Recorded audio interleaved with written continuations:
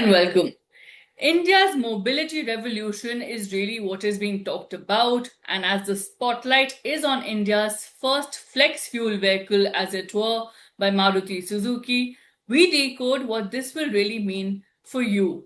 Well, of course, to decode this, I'm joined by Deepak Balani, Director General, Indian Sugar and Bioenergy Manufacturers Association. Thank you for joining us for this exclusive interaction on Times Now Digital.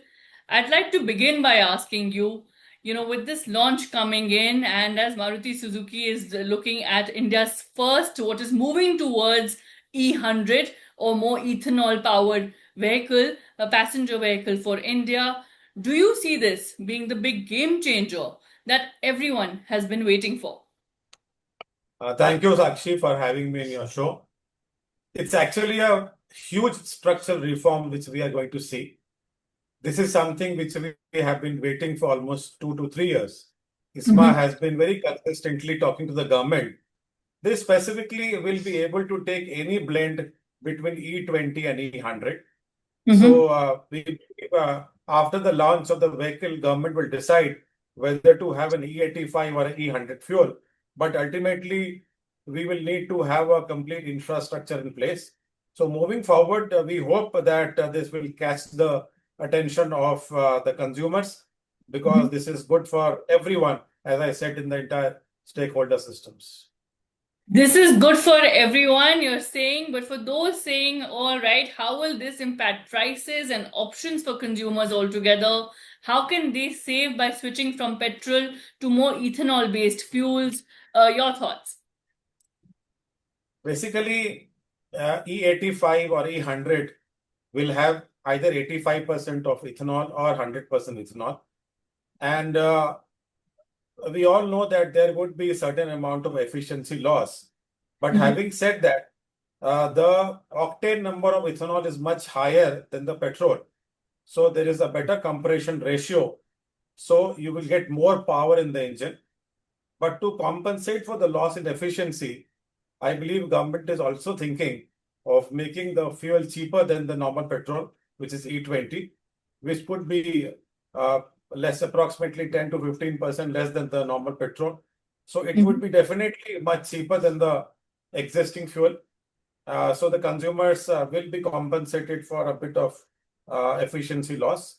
But moving forward, because this is our own energy, this is our own produced fuel, and we don't have to really depend on the imported crude. This is good for, as I said, for the consumers and for the country as well.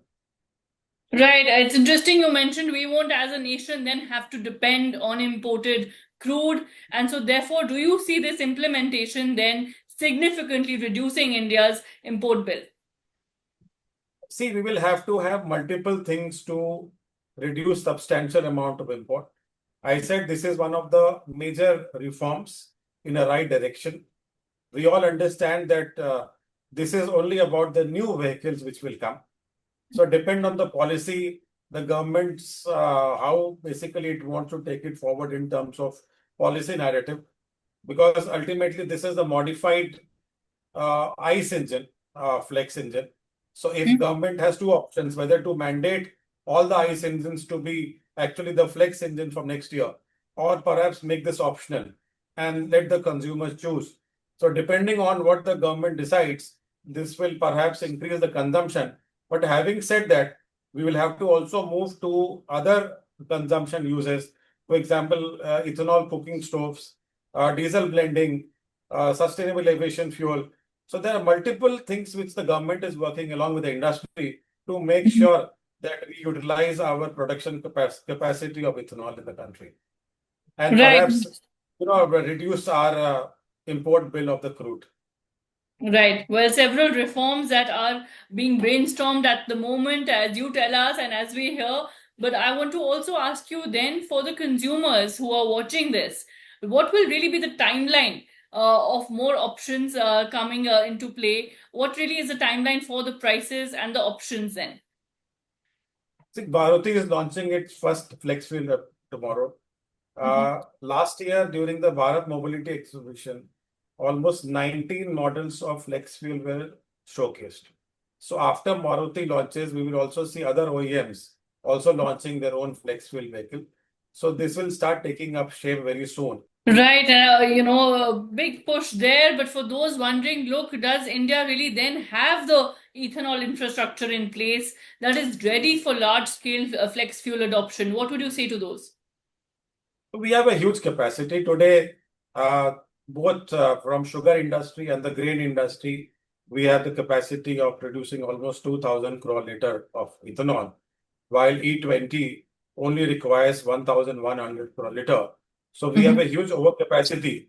Yeah, and considering that we will have the flex fuel vehicle and we will also have the optimized cost of E100 or E85 fuel, we will see certain amount of ethanol consumed by flex fuel vehicle.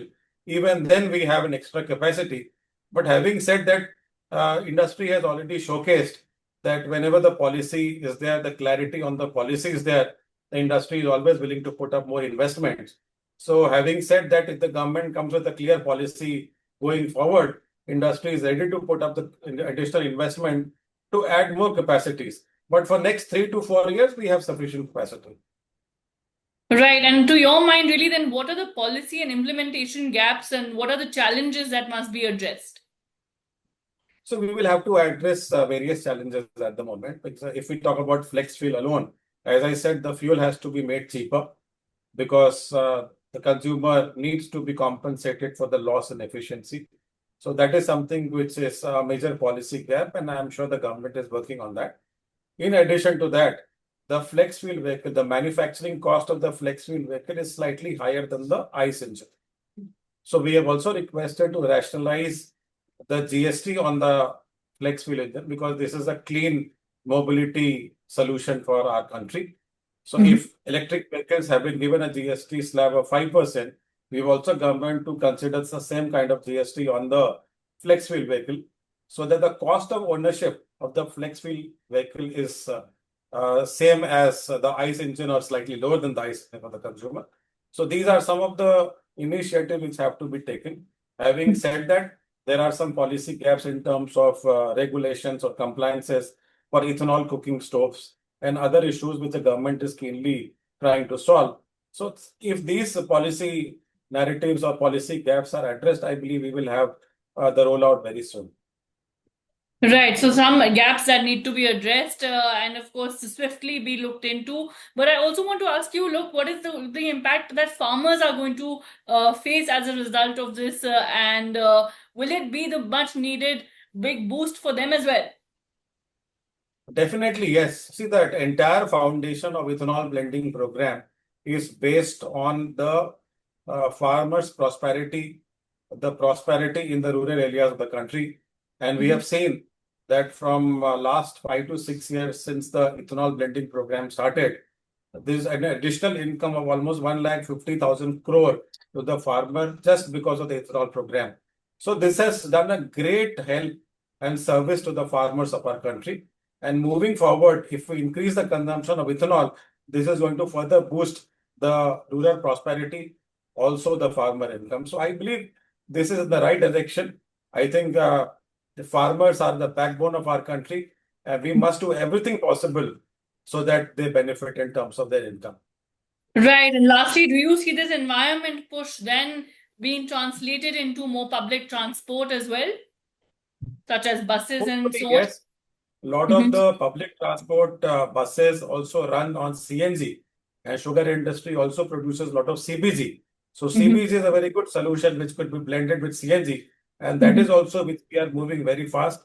Government has various schemes and subsidies and also promotions for encouraging CBG production in India. And sugar industry is already putting a lot of capacities in terms of CBG production so that we have more blending with CNG, and that mainly goes for the public transport, especially buses and three-wheelers and four-wheelers. Right, so solutions on the horizon towards a cleaner, greener India, and of course, a less dependent, less oil dependent one at that. Thank you so much for joining us for this exclusive interaction and sharing your thoughts. Thank you. Thank you. Thank you so much.